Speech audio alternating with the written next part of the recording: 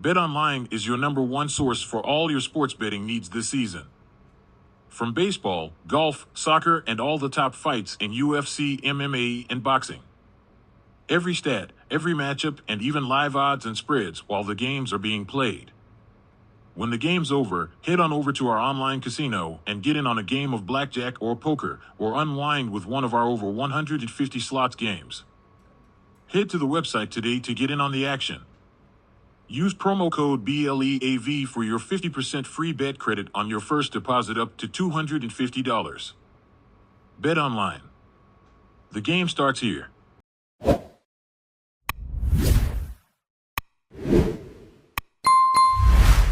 And we are back with another episode of the Bleed Los podcast, the weekly rewind edition of the show. And joining us today, we've seen him on a couple lives. We've seen him on a couple episodes of this weekly rewind segment.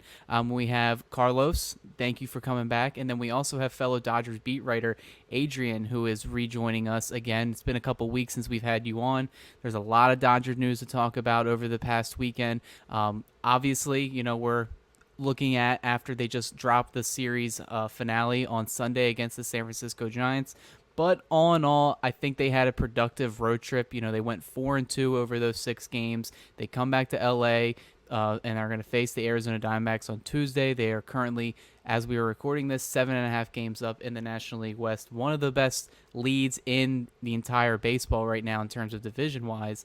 And I put out a tweet the other day. They aren't too far away from, the Phillies for the best record, not only in the National League, but in all of Major League Baseball. So despite the inconsistencies, despite, the injury, and despite the lackluster play of some of the guys that we've seen on this roster, everything's going well in Dodger land right now. But Carlos, I want to start off with you because, you've had a lot of good insight, especially with, James Paxton, and we'll kind of go off of what we saw today out of James Paxton. The Dodgers didn't really get the best out of him today. So what were your thoughts on just kind of how Paxton looked today compared to his last start against the White Sox, where he looked pretty good through those 5 innings? Yeah, it looks like the Giants came with a game plan with Paxton, very similar to what they did with Glasnow, where they were just, they were going after that fastball first pitch. They were really aggressive, typically the Giants are more of a passive team. They'll take some pitches, but man, they were swinging. They were swinging at the first couple of pitches, and unfortunately, got hit hard. Soler had the last 2 games. He's had I don't know, it was 3-4 doubles. So yeah, they were ready. There were moments where it looked like Paxton was going to be able to get out of it. I think the first inning it was bases loaded, 1 out, and he was able to get out of it with just a 1 run scored. So it was a tough game. I mean, Paxton, last night, like you mentioned, against the White Sox, he looked unhittable. And I was thinking, okay, he's going to get into some sort of rhythm with his pitching. And yeah, just unfortunately, it didn't pan out.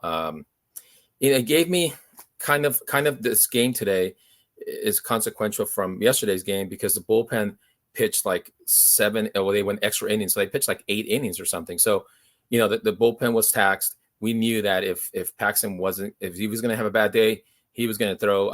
Early on, they said he was going to throw try to get him to throw 90 pitches no matter what. And they did that. They scored 9 runs off of him. And then once the bullpen came in, they scored only 1 run.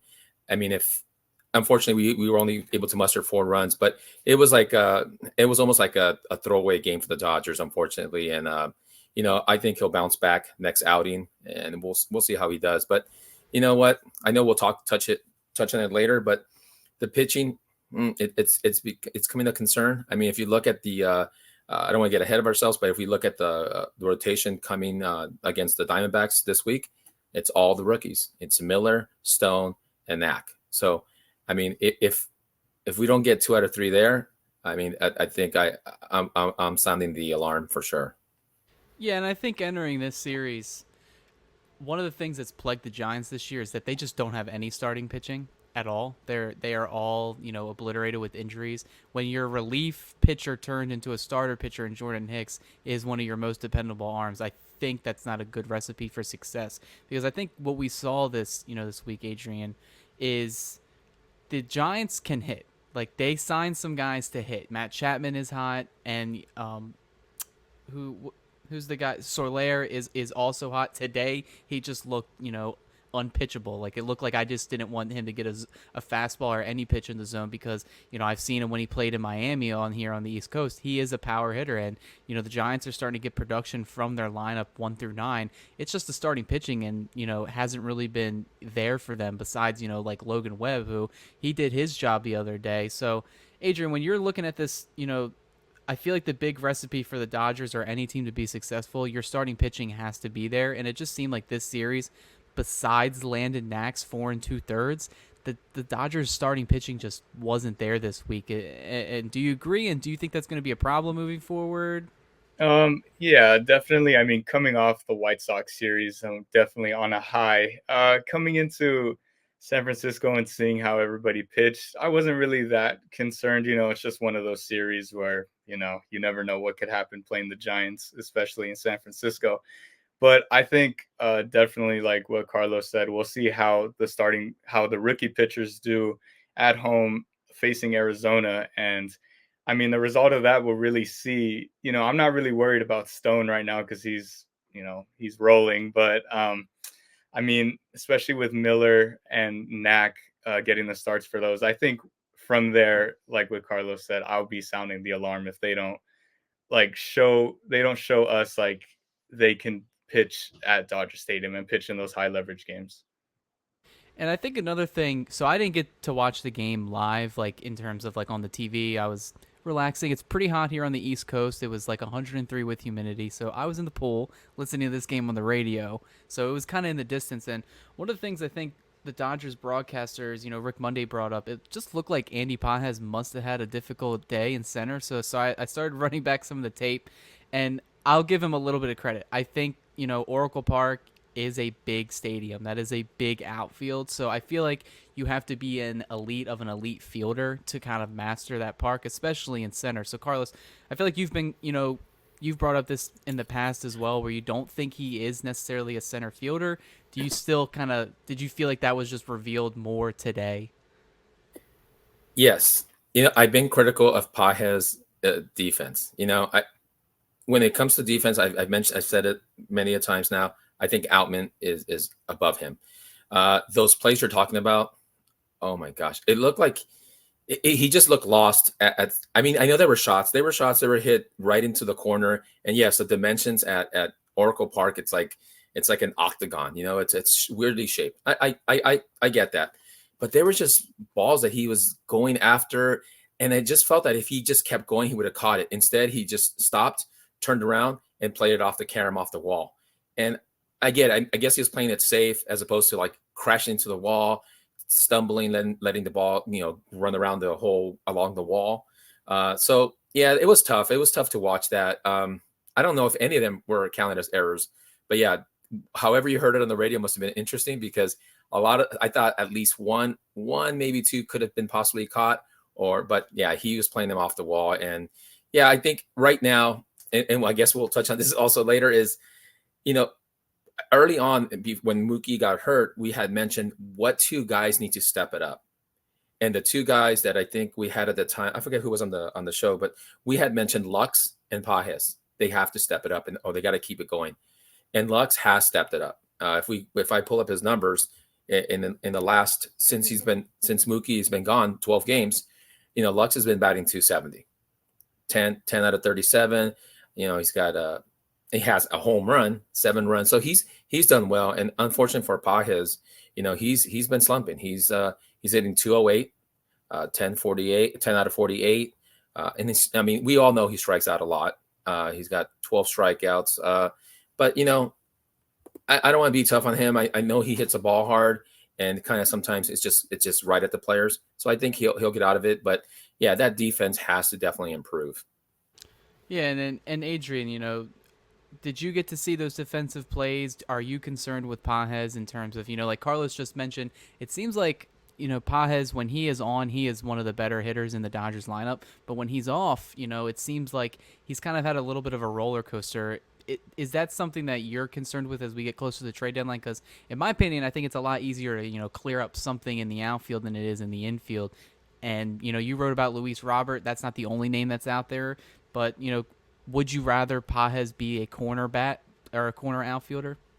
Definitely. I mean, he just looked, like Carlos said, really lost, and just he was either uh overshooting his location where to catch fly balls or just simply playing it safe, which I understand too.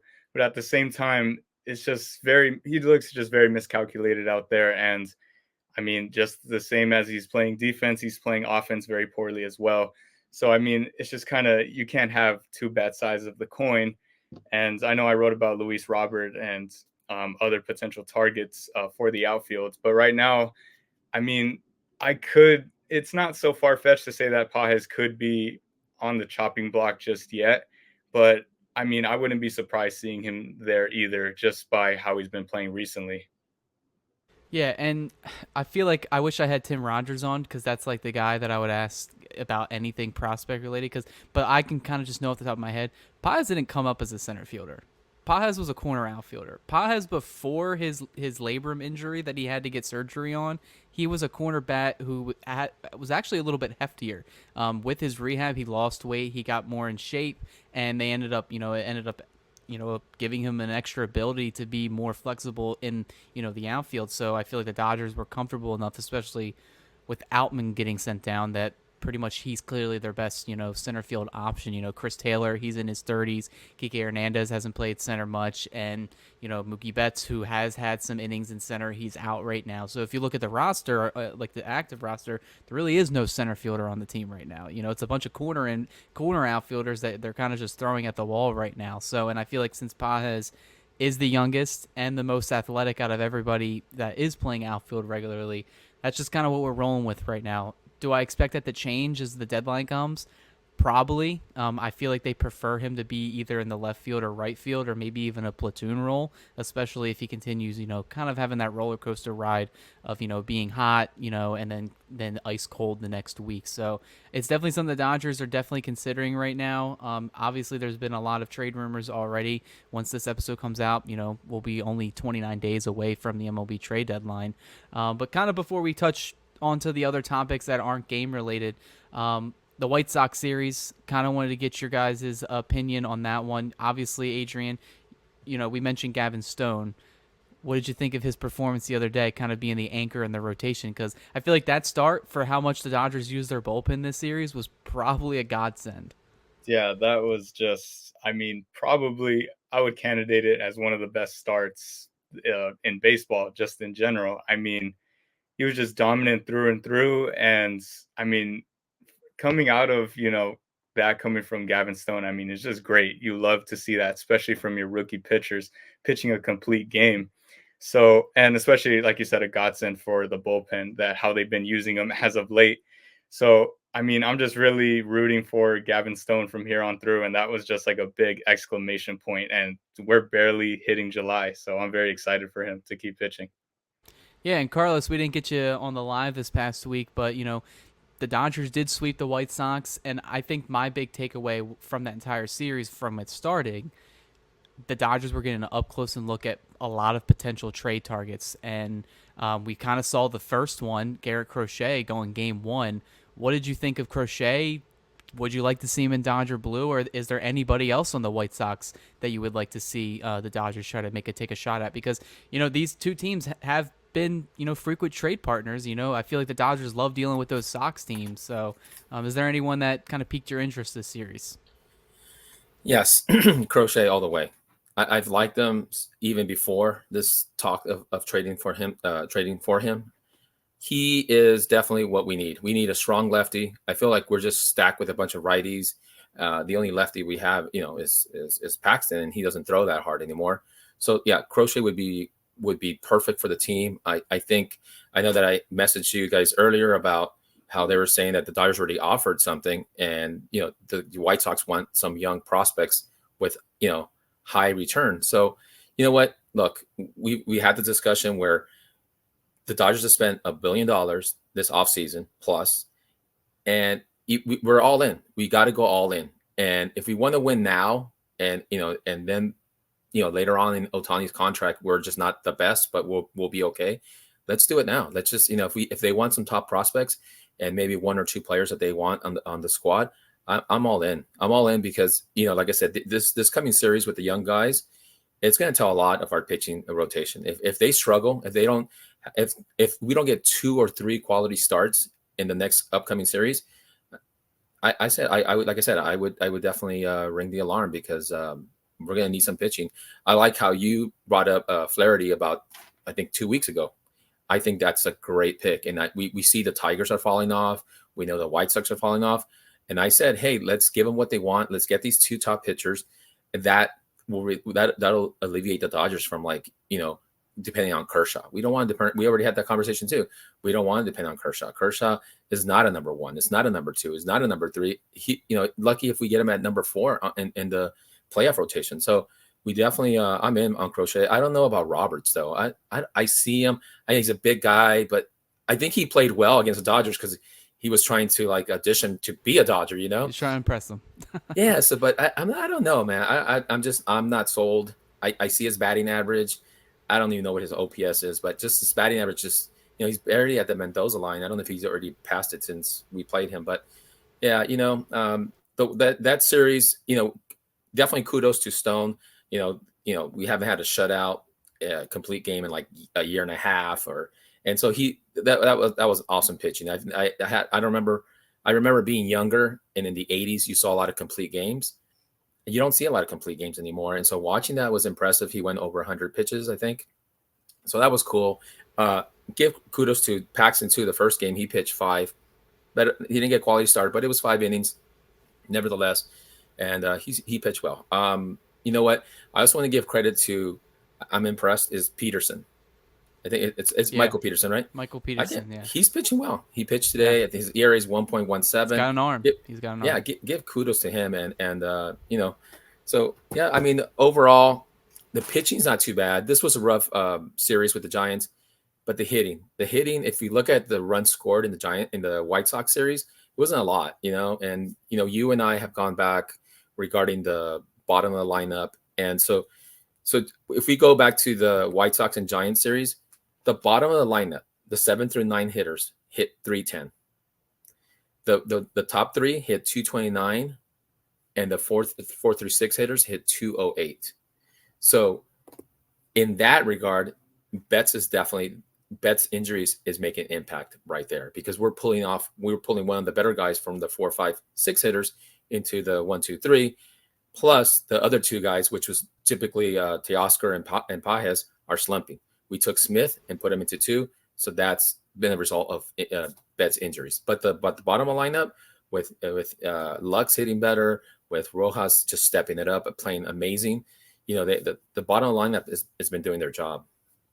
Yeah, I think that's something interesting that you bring that up, because I feel like we were spoiled. Every lineup we knew it was going to be Betts, Ohtani, Freeman, and then you would have Will Smith at 4, Max Muncy when he was healthy, Teoscar Hernandez. Now it seems like every day it's like a kind of different variation of that lineup. Will Smith's been getting a lot of off days. I don't know if that's like an injury thing, a load management thing. He is kind of slumping right now. I think he was hitting under 100 this road trip. And the Dodgers, they probably see that. They probably want to give him as much off days as he can. Being a catcher in the middle of the summer is not ideal. It is not an easy job, especially to be one that's as good as offensively as him. Teoscar Hernandez is a guy that they've kind of tried to move up in the order as well, kind of similar where Max Muncy was hitting at. He's kind of been going, a little bit cold right now. And I think the big one right now is Andy Pages, because I believe Pages was batting cleanup today. And if he's not hitting, that was a big part of, the resurgence of the Dodgers offense, even with Betts gone. Because, I give credit, Chris Taylor, he's been batting pretty well lately. Kike Hernandez has gotten some clutch hits, even though his batting average isn't as high. He got I believe he had a double today. And then Gavin Lux, this is a guy, if you want to forget about his first couple weeks or a couple months, obviously it was bad, but if you look at from, like you mentioned, from Betts' injury on, he kind of has stepped up, and, he's not going to be that 400, 300 batting average hitter. It's just going to be that, that league average 250, at least getting on base, which is what the Dodgers need. In terms of, who they saw for the White Sox series, good friend of mine. He's a Phillies fan. He does the same stuff we do, where he writes and does podcasts and everything. The Phillies are really interested in a lot of the pitchers and the players that the White Sox have, especially Luis Robert. And I kind of agree with you, Carlos, because we'll kind of start to segue into the trade talk, just to kind of get it out of the way and see everything that's been going around. I haven't been on the Luis Robert train just because I look at this guy. It seems like he's always been plagued with injuries. He has only played over 140 games once in his career, and that happened to be his career year where he kind of put everything together. That was the White Sox best season where they lost in the ALDS to the Astros. So a lot of things went right for the White Sox that year. But, from then on out, I don't even think he's hitting over 200 right now. He does have some home runs thrown into there. His OPS is a little bit higher because most of his hits, are extra bases, and, his slugging's up there. He does play, center field, which, we've had that conversation. Do the Dodgers need a center fielder? But yeah, Crochet, if I'm looking at one guy, that's a guy I would definitely look at. I think the Dodgers need pitching, and it's kind of going a complete 180 from where we were, when I was talking to Clint almost a month ago, where I was like, oh, well, the Dodgers have they have a shit ton of pitching. They can probably trade some of these guys. Now it's kind of like we can see how fast the ship falls apart. Yamamoto gets hurt. That's a big one. Bobby Miller is looking really inconsistent. That's another, wrench thrown in there. And then I think the other big thing is just Walker Buehler, where he just doesn't seem to look right at all right now, and he's going to be on a hiatus for the next, month or two. We really don't know how long it's going to take for him to work it out. So, that's why I mentioned Jack Flaherty. That's why, Garrett Crochet is a popular name. There was even talks that, I wrote about on Dodgers Beat where, Skubal from the Tigers, if the Dodgers can wow the Tigers with an offer, they may be one of those teams that can accept it. I believe it was think it was one of the guys for the Athletics that mentioned it, but he said the two teams that have the prospect capital to do it is the Dodgers and the Orioles. So going into the trade talk, there's a lot of updates that we got from Bob Nightingale today, kind of very involving the Dodgers because it's been what a lot of the players that are written in this article kind of are what fan trades are going after.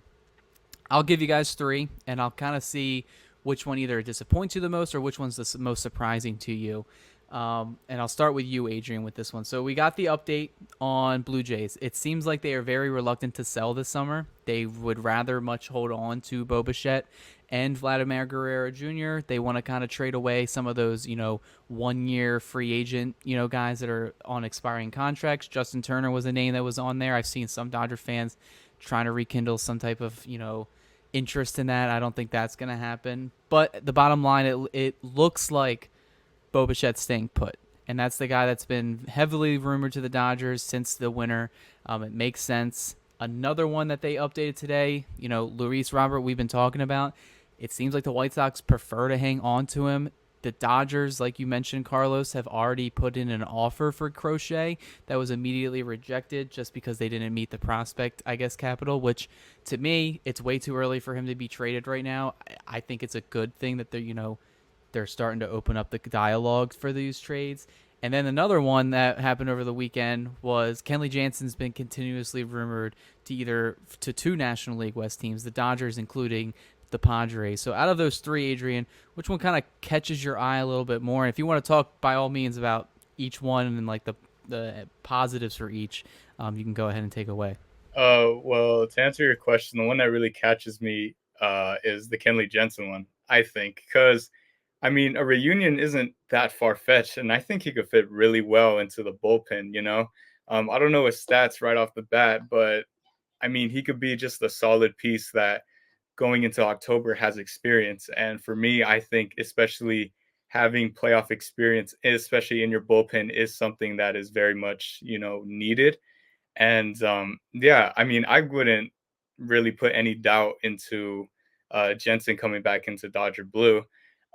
With the White Sox wanting to keep Luis Robert, if it all came down to it, I'd rather have Crochet than anything. I'd rather have pitching than the offensive front. I don't think if the Dodgers somehow get Luis Robert that he's just going to emerge and have the season that he did last year. I really, really doubt that. So I would want to play it safe and try to get Crochet. And I'm really, I think the Dodgers really put in an early offer just to see what the White Sox would bite at, knowing that wouldn't bite easy. But I'm sure they put their cards on the table just to see what they would like and what they don't like. So I think that's really strategic in their way, and and I think that sooner or later they're going to find out what the White Sox need and what they want, which I'm sure I know, like they know what they want. But yeah, that was a really good play by the Dodgers to really just, show their cards early on that. And with Bo Bichette, I mean, as when I released the article that he should be a Dodger, that's when talk started dying down just a little bit. So, I mean, I know, like as you mentioned earlier, third base is going to be fluctuating a lot, open doors. But I mean, as long as the Dodgers target their main focus right now, which is pitching, I think the dominoes will fall, and hopefully they'll get a good game plan for how to target, those holes that are in defensively. Yeah, and then going to you, Carlos, there's a lot of updates, Bo Bichette, Luis Robert, Garrett Crochet, and then kind of everything with Kenley Jansen. But what we've seen is that the Dodgers look to be, gauging the market. Teams are starting to see where they are going to fall. Out of those updates, what are you thinking? What kind of piqued your interest? And then if you want to go into all the updates, by all means. So I definitely have changed my mind on a couple of things, and a lot of them is listening to you, listening to other people. I mean, I'm entitled to change my mind. It's because it's like a liquid situation. It does change all the time. So let's start with Jensen. So before I was not I was not at all like 10% like maybe Jensen, but I seen the bullpen lately. We don't know if Gratterall's coming back, when he's coming back, what he's going to look like when he comes back. Joe Kelly, I heard he's going to start his rehab after the All-Star break. So not sure what he's going to look like when he comes back. So I think right now the bullpen, even though they're doing well, they're getting exhausted. When we have bad days like we did the last 2 days, I mean, the bullpen is getting taxed. So I think right now, the only thing with Jensen is where does he fall in? Does he become the setup guy? Because Evan Phillips, besides today, I mean, he got hit. I think they got 2 doubles off of him today. But overall, he's such a good pitcher. Right? They were showing some stat, and he was like, he has the lowest ERA of all relief pitchers since 2022, I think. So I don't think he wants to be the 8th guy, the setup guy, and I don't think Jensen wants to be a setup guy. So that's why I was saying no on Jensen. But I did watch him today. I don't know if you guys watched it. I watched him save the game against the Padres today, 9th inning, and he struck out Jackson Merrill on I think it looked like a slider going outside away from him. And we know Jackson's been like on fire, so it looked great. He looked great against him, and the other 2 were just lazy fly balls. And so when I saw that, I was like, you know what? Hey, he looks good against the Padres, and I think the Padres right now, and we got to watch our backs because they're playing good ball right now. They're hitting, they're pitching, and they're not going to win the division most likely, but they'll definitely be a wild card team. And so we might face them again. And so watching Jensen, what he did today, I would say, hey, why not? Bo Bichette, I think you're the one that mentioned, Cody, was look, we were talking about Ohtani staying lead off when Mookie Betts comes back. Can you imagine Betts comes back like in mid-August and he loses his leadoff spot, he loses his shortstop spot? I mean that would be so demoralizing to him, And I think the Dodgers wouldn't do that to him. I think Roberts and Friedman, I don't think they would let that happen. So I think Bo Bichette, and we know that Blue Jays kind of are not even shopping him anymore. So I'm okay. I think I don't know what's going to happen if Betts. I'm assuming he'll go back to short, but I think we'll be okay there. I like when you mentioned, and I did read it somewhere too, was skew ball, right? Skew ball and Flaherty. I'm telling you, I would go all in on those 2 guys. If those guys were asking for DePaula and Rushing and Outman and maybe Knack, I'm all in. Honestly, I would give all those 4 for those 2 guys, and even one more, because I think that would solidify the starting rotation. And I think our concerns about our rotation for the playoffs would be, done, and we wouldn't have that discussion any longer, unless somebody got hurt, obviously. But, we wouldn't be so concerned about is Yamamoto coming back or not? Is Buehler mentally fit to play anymore? Is Miller going to regain, his 2023 season? And so, and Kershaw, and we've had this discussion. We don't, if we're depending on Kershaw to be our number 2 or number 3, then we're in trouble, and no disrespect to Kershaw, because I think, he should be on the playoff roster as an honorary role. I mean, he's a Dodger for life, and hopefully we can get this World Series, not just for him, but just for the team and for the city. So, but he definitely needs to be on the team. Yeah, I think the way the Dodgers are going to approach this trade deadline, it really just depends on Yamamoto. I think if they get enough, tests back, they see his arm isn't recovering well, and that he ends up, say he needs to get surgery or he's just not going to come back the rest of the season. The Dodgers, yes, they signed this guy to 12 years. They may opt to get him a surgery, but they really only have a window of Betts, Freeman, and Ohtani in their prime for so long. And I know I like having prospects as well, and I've kind of made my opinions known on social media. If it's not the right deal in like years past, I'm glad that they kind of held on to certain guys, because if you looked at back in like 2016, 2015 and 2016, there were some crazy trades. People were saying get rid of Bellinger, get rid of Corey Seager, get rid of some of these guys that came up through the pipeline that were a really big piece into that 2020 team.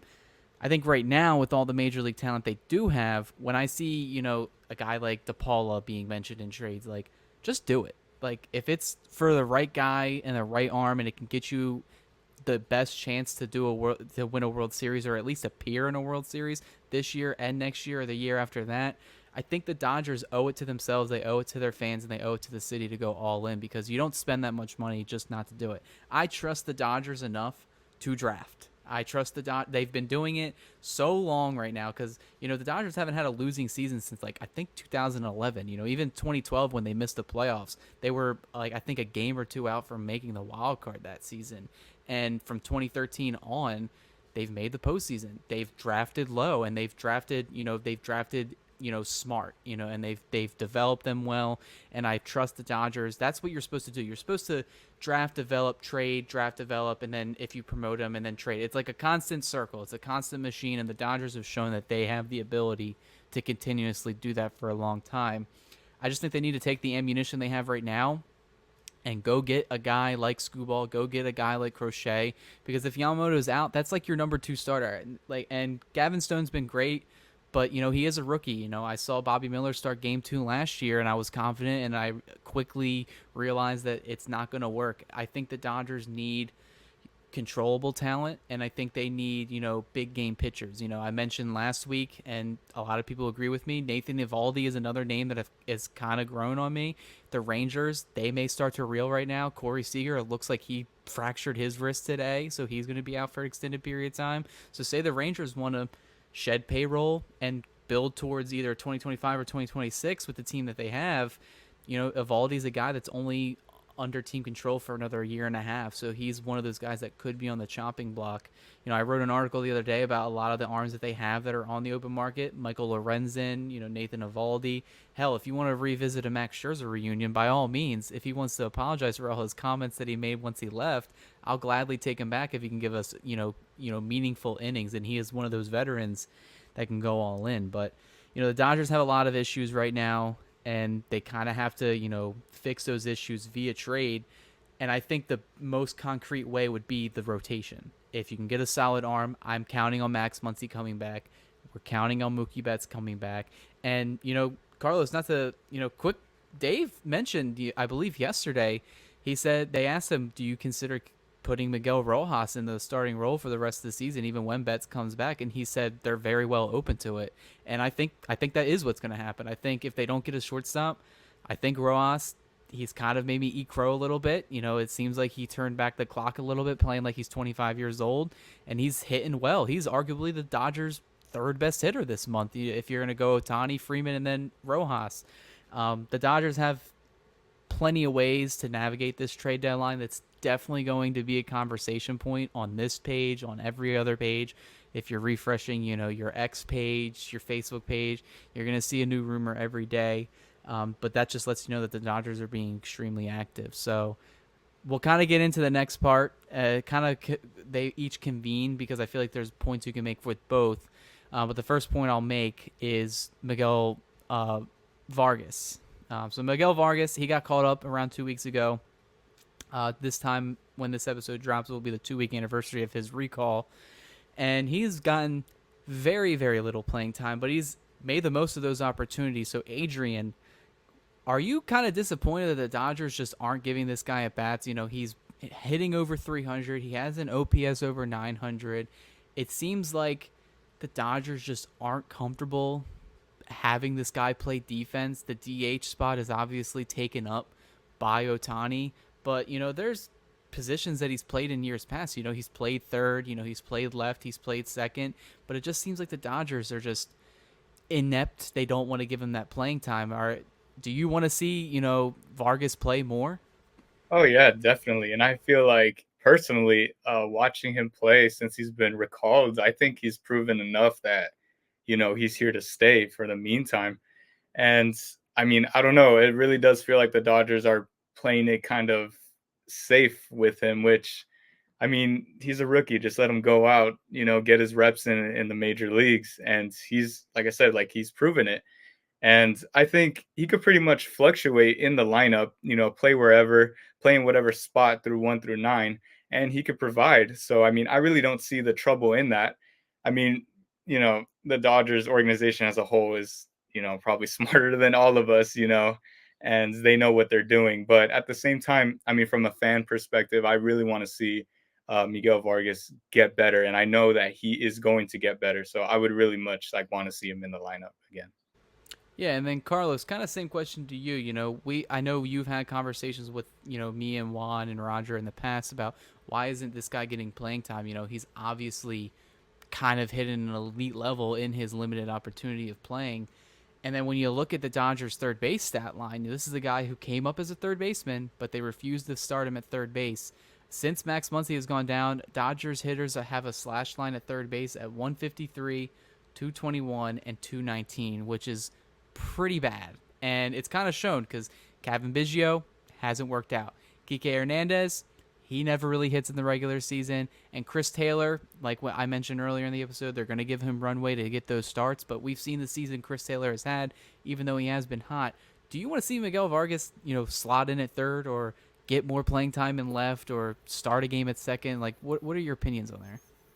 Yeah, so we've had this topic before with Vargas, and and we kind of joke about it, like, oh, he got 2 hits. Oh, he's gonna be benched the next 2-3 games. And the funny thing, it's true. It happens, And I think Adrian said that, yeah, they're playing it safe. But you know what? I see it like it's a disservice to this young guy, young kid. He got called up because Betts got hurt. He's a call up, and he's had 14 at bats, 6 hits. He's batting .429 since they called him up again. I mean, .429. Play your hot hand. I don't care about the matchups because you can't even match it up all the time. They're mixing it up anyways. So yeah, I don't get it with Vargas. I don't know if it's you, Cody. You mentioned his defense. I don't know if it's his defense they're trying to hide. I'm not even sure, but it's just completely. I see it's unfair for him. I mean, he might be part of that trade too. That offer him. I mean, he looks really good. I mean, this guy looks like if he plays every day, can do something. I don't know what. I know he started in the infield. I don't even know what he really plays anymore because we know in left field he doesn't look that great. His routes to the ball are not the best. But either is Pajes, and he still plays. He's looked like that sometimes. So, but yeah, I mean, I'm not sure. I'm not sure what they're trying to do with Vargas. I'm not sure the reason they're hiding him. But yeah, look, like I said, I keep track of each series, and I've been keeping track since Mookie got injured, and he's 6 for 14, 429. He's hitting the ball. Yeah, I don't know if it's an issue with defense. We've seen, someone brought up a point to me on Twitter or X, and he mentioned, is it like a philosophy thing with the Dodgers? Like, do they just want like good defenders out there? Because, right now what they're doing is they're putting their, I would say, more glove handy players, Kevin Biggio, I know he's had a couple, miscues at third base, but statistically throughout his career has been a very good glove. Kike Hernandez can play, glove anywhere, and third base he has been pretty strong at this past 2 seasons. But, Vargas, he didn't grade out well at second. When he was coming up through the minors, he didn't grade well playing there either. The only position that he really did grade out well was like first base, and that's another position that's occupied by an MVP. And left field, we've seen that. We've seen it this year. It's not been pretty. So, but I feel like if his offense is going to make up for like a defensive miscue, that's fine, especially during the regular season. Postseason, different story, because that one run that could make or break a series. 1 or 2 runs given up on an error, maybe every once or 2 weeks, that's not going to break your entire season. So I'm with you, Carlos. I feel like he has to be involved in one of these trades this deadline. I think that's probably what they're gearing up to do. We like to joke that he is Michael Bush 2.0, and that's kind of what he is. He is that quadruple A player that's not getting playing time. I mentioned, I don't think he has a defensive position. A team that has a DH slot open will gladly take Vargas because I think he is a very good hitter. He very much reminds me, and I brought it up earlier this year, he kind of looks like a baby, JD Martinez. And it kind of makes sense because both of them trained last year together. Both of them have very similar swing patterns. So I hope he gets his moments. Maybe the Dodgers, open up their eyes a little bit and give him some more playing time, or inevitably maybe he'll just get playing time on another team. But that kind of segues us to our next topic, and that's Max Muncy. Obviously, guys, Max Muncy's been out since mid-May with an oblique strain. We talked about it extensively. I called BS immediately on the Dodgers and Dave Roberts when they said it was only going to be a 7 to 10 day thing, just because if you know anything about sports injuries, obliques are one of the worst injuries you could probably have, especially as a offensive player. And Roger brought up, a couple weeks ago, it's the same oblique injury that Ryan Pepio had in last season. And when did he? And that happened in spring training or right before the season started, and he didn't come back until August. So it shows how extensive these injuries can be, especially with an oblique.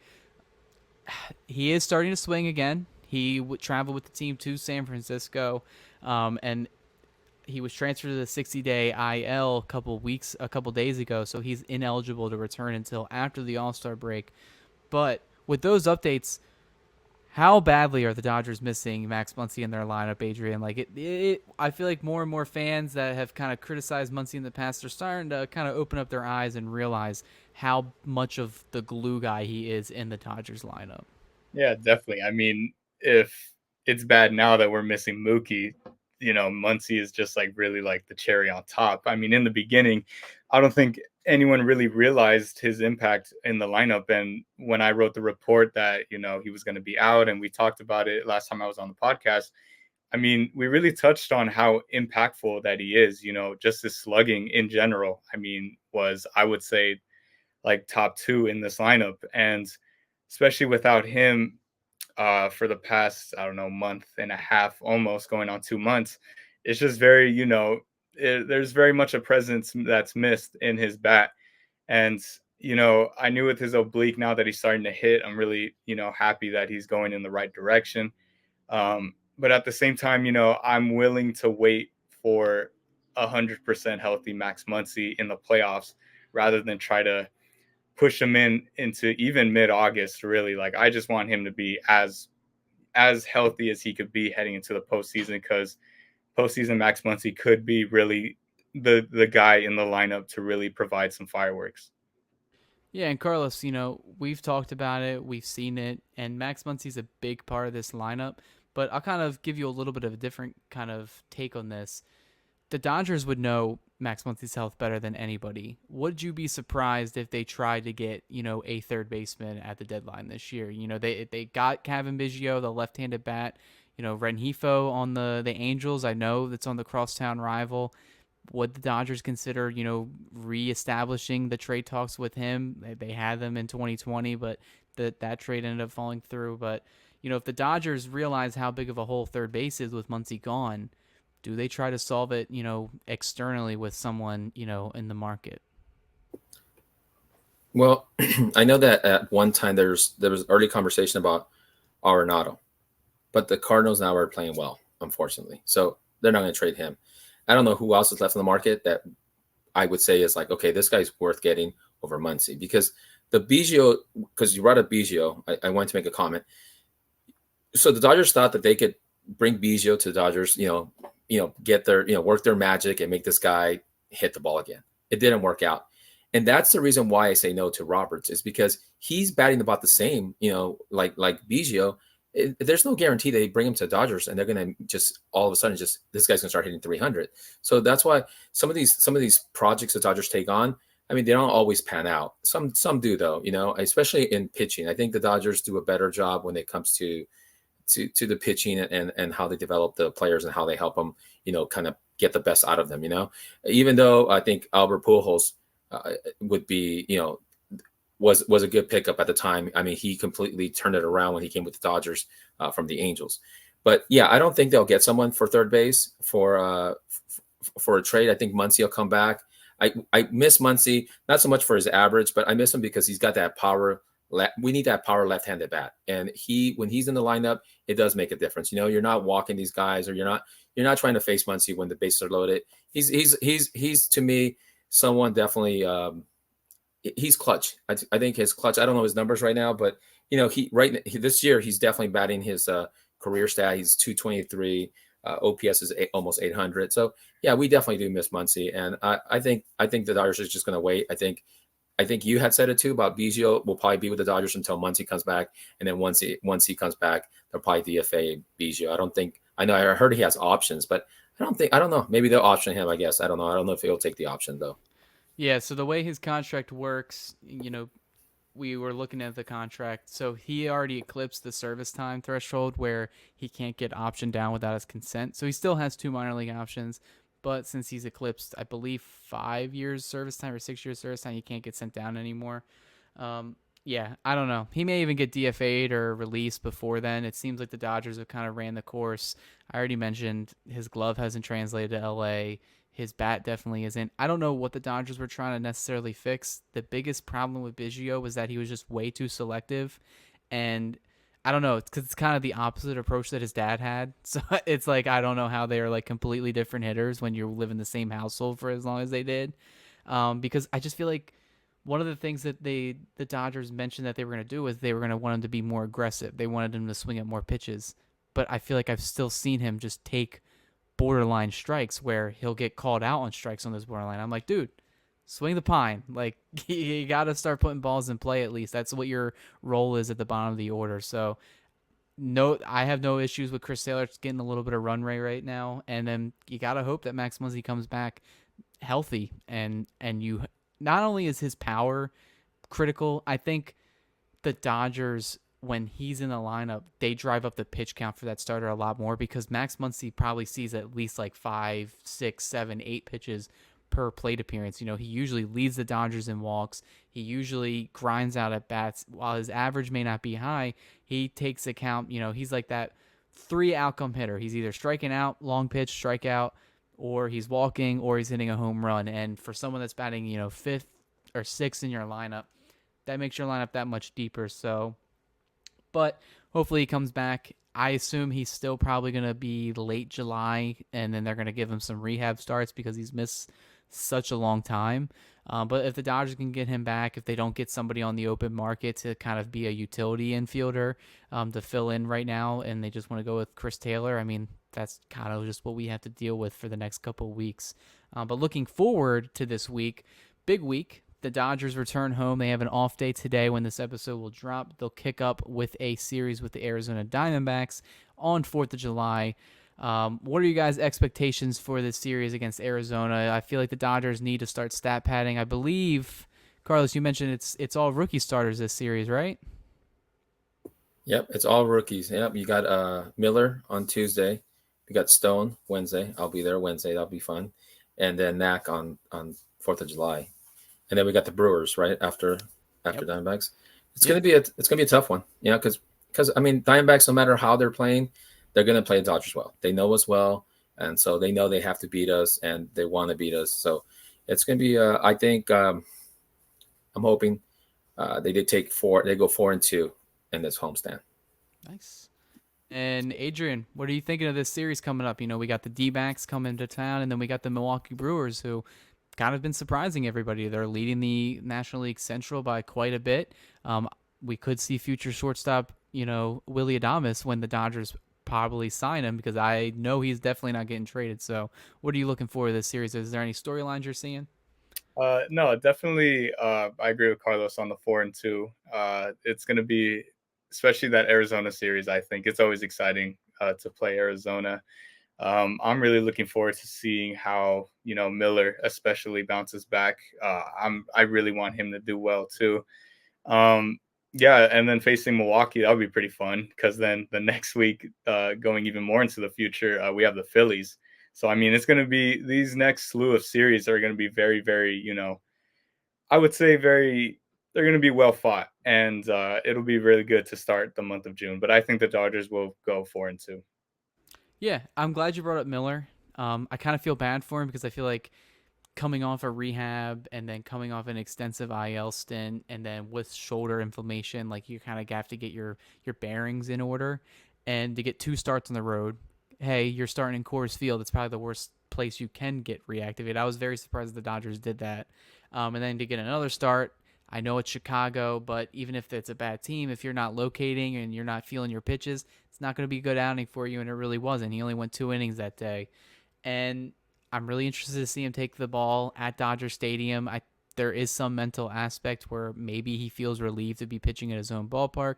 The fans are behind him, and there's just a comfort level there. So if he has a bad start, I want to start hitting the panic button a little bit because that'll be 3 straight starts of him kind of being very inconsistent, and the trade deadline would only be like 29 days away, and the Dodgers would have to start putting their thinking caps on. I'll probably say a split. I feel like they could probably take the series against Arizona, but Milwaukee, they've kind of been one of those stingy ball clubs. They have good pitching, they have clutch hitting, and they also have some of those guys in that order that can just beat you with a home run. Rhys Hoskins is one. Willie Adames, he's been having a really good season this year as well. And then Contreras behind the plate. We love to give Will Smith his flowers. He ended up not getting the top 2 finish in the All-Star voting. I think there is an argument to be made that Contreras is the better catcher here, but that's my storyline, is to kind of see these two compete because Will Smith's in a slump, Contreras isn't. Contreras is one of the best hitters in baseball this year, so that'll be interesting to see what they do, but I'll probably just say be conservative on it. Just go 3-3, but hopefully, Carlos, you get to see some wins in the games that you're there, so. Yeah, I'll be there Tuesday and I'll be there Saturday. So yeah, definitely. I don't know what my record is this year, but hopefully I bring some good luck. Yeah, it'll be good. Well, that's awesome. And thank you guys again for joining us on this weekly Rewind episode. And for everybody that's listening, obviously come and follow, subscribe to the channel, follow us on, social media, whether it's Twitter, X, Facebook, Instagram. We're going to have a lot of updates. We're now entering the month of July. Trade deadline season is upon us. Adrian and I are writing, constant articles on Dodgers Beat. I know Adrian's working on some trade deadline stuff this week as well. We'll definitely have a team article that's going to be published probably in the next week or so, kind of giving our entire staff, breakdown what we want to see, predictions and stuff like that. And then, just make sure you're subscribing to the channel. We're going to go live this week potentially again. And, other than that, we've been trying to plug, the app Autograph. I've actually been using it. I think it's a very neat a neat app. It's backed by Tom Brady, one of my favorite, athletes of all time. But it's very convenient and easy to use, and you can see all of our videos there as well. But the best way you can see it is if you subscribe here on YouTube or wherever you listen to podcasts. That way you can stay up to date with all of our new episodes. But other than that, thanks guys for coming on, and we'll see you guys for the next one. This episode has been brought to you by BetOnline. The game starts here.